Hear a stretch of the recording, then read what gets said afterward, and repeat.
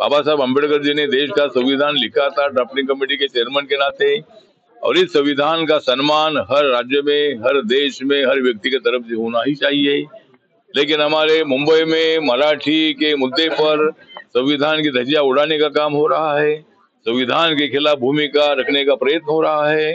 या मराठी भाषा का तो हर एक को अभिमान ही है, मराठी भाषा अपनी ही है महाराष्ट्र के लोगों की, लेकिन मुंबई आर्थिक राजधानी है और वहाँ मराठी लोगों के साथ साथ नॉन मराठी लोगों का भी योगदान मुंबई के कैरेक्टर को बदलने के लिए, इकोनॉमिक कैपिटल बनाने के लिए उनका भी बहुत बड़ा योगदान रहा है। इसीलिए मुझे लगता है कि मुंबई को बदनाम करने की कोशिश राज ठाकरे, उद्धव ठाकरे की तरफ से हो रही है और इन थप्पड़ मारने के घटना का हम तीव्र धिक्कार करते हैं और इसी तरह की थप्पड़ लगाने का प्रयत्न होगा तो मुझे लगता है यहाँ कोई मराठी का अपमान बिल्कुल नहीं कर रहा है, या मराठी पर हमारा प्रेम है ऐसे भी लोग बोल रहे हैं। और जो नॉन मराठी लोग उसमें 80% लोग मराठी बोलते हैं, लेकिन कुछ लोगों को अगर मराठी नहीं आती होगी तो उनको मराठी बोलने तो उनको थप्पड़ लगाएंगे। ये मुझे लगता है कि कोई दादागिरी, गुंडागर्दी बिल्कुल मुंबई में नहीं चलेगी और इसीलिए ये घटना का हम तीव्र धिक्कार करते हैं और वहाँ के नॉन मराठी लोगों की रक्षा करने का प्रयत्न जरूर हमारी तरफ से हो जाएगा। इसलिए कर रहे हैं कि भाई ये उनको लगता है कि भाई अभी महानगर पालिका चुनाव आ रहा है और वहाँ उद्धव ठाकरे जी की छुट्टी वहाँ जो होने वाली है वो हमारी महायुति सत्ता में आने वाली है, वहाँ मुंबई महानगर पालिका पर हमारा झंडा लहरने वाला है। इसीलिए ये दो भाई कभी भी इकट्ठा ना आने वाले, ये दो भाई इकट्ठा आए हैं और महानगर पालिका को सामने रखकर मराठी वोटों को अपनी तरफ खींचने का प्रयत्न उनका है।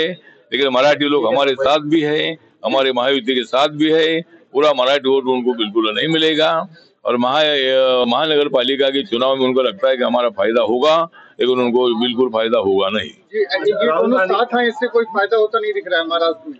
नहीं, महाराष्ट्र में दोनों एक साथ आए, लेकिन राज ठाकरे खाली भाषणबाजी करते, गुंडागर्दी करते हैं और वो कैंडिडेट खड़े करते तो उनका कैंडिडेट चुनकर आता नहीं है। उनके साथ कुछ लोग है, मतलब जो नौजवान लोग उनके साथ है, लेकिन वोट उनके पास नहीं है। उद्धव ठाकरे का जो वोट था वो पूरा खिसक चुका है। एकनाथ शिंदे जी 40 MLA को साथ में लेकर हमारे महायुति के साथ आए और इसीलिए उद्धव ठाकरे के पार्टी के रोज लोग एकनाथ शिंदे के साथ जा रहे हैं, इसलिए वो डर गए हैं।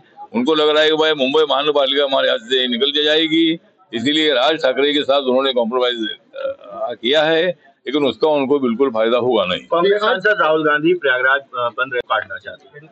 मुझे लगता है कि राहुल गांधी जी जो बयान करते हैं, बयान में कुछ दम नहीं होता है और वो तो मतलब उनके बयान में कुछ होता नहीं है दम, लेकिन नरेंद्र मोदी और हम भी कुछ नहीं है कम, तो इसीलिए मतलब वो तो इसी तरह की उल्टी सीधी बातें करते रहते हैं। हमें कोई घोटाला नहीं करना है, एक भी घोटाले का प्रकरण हमारे 11 साल में देखो तो दिखाओ हमको, घोटाले का प्रकरण एक भी अगर कोई सामने आया होगा। नरेंद्र मोदी जी के नेतृत्व में देश बहुत ही ऊंचाई तक पहुंच रहा है, हमारी इकोनॉमी 4 नंबर पर आई है, अगले साल हमारी 3 नंबर पर इकोनॉमी आ सकती है। तो सरकार को बदनाम करने का प्रयत्न राहुल गांधी जी करते रहते हैं, लेकिन उनको राहुल गांधी को कभी प्रधानमंत्री बनने का मौका नहीं मिलेगा।